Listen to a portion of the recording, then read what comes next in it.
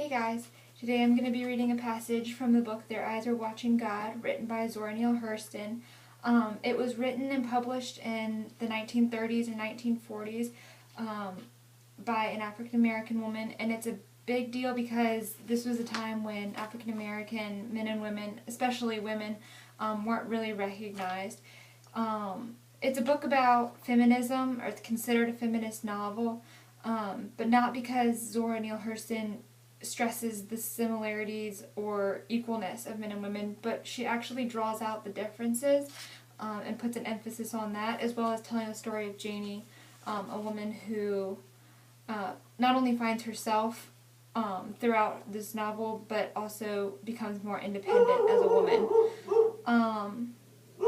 I had to read the book in my literature class in high school, and I hated it then, but I've actually learned to love it, and this is the first couple of paragraphs from the first chapter. Ships at a distance have every man's wish on board. For some, they come in with the tide. For others, they sail forever on the horizon, never out of sight, never landing until the watcher turns his eyes away in resignation, his dreams mocked to death by time.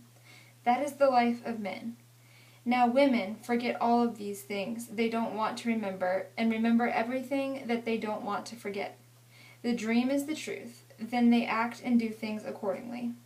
So the beginning of this was a woman, and she had come back from burying the dead, not the dead of sick and ailing, with friends at the pillow and the feet. She had come back from the sodden and the bloated, the sudden dead, their eyes flung wide open in judgment.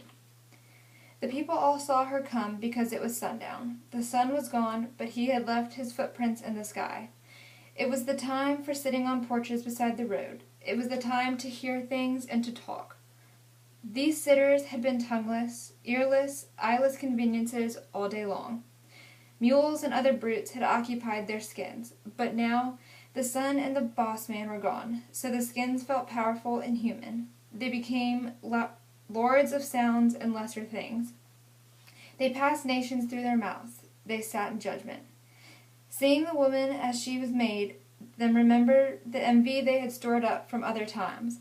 So they chewed up the back parts of their minds and swallowed with relish. They made burning statements with questions and killing tools out of laughs. It was mass cruelty, a mood come alive, words walking without masters, walking all together like a harmony in a song. And that's it.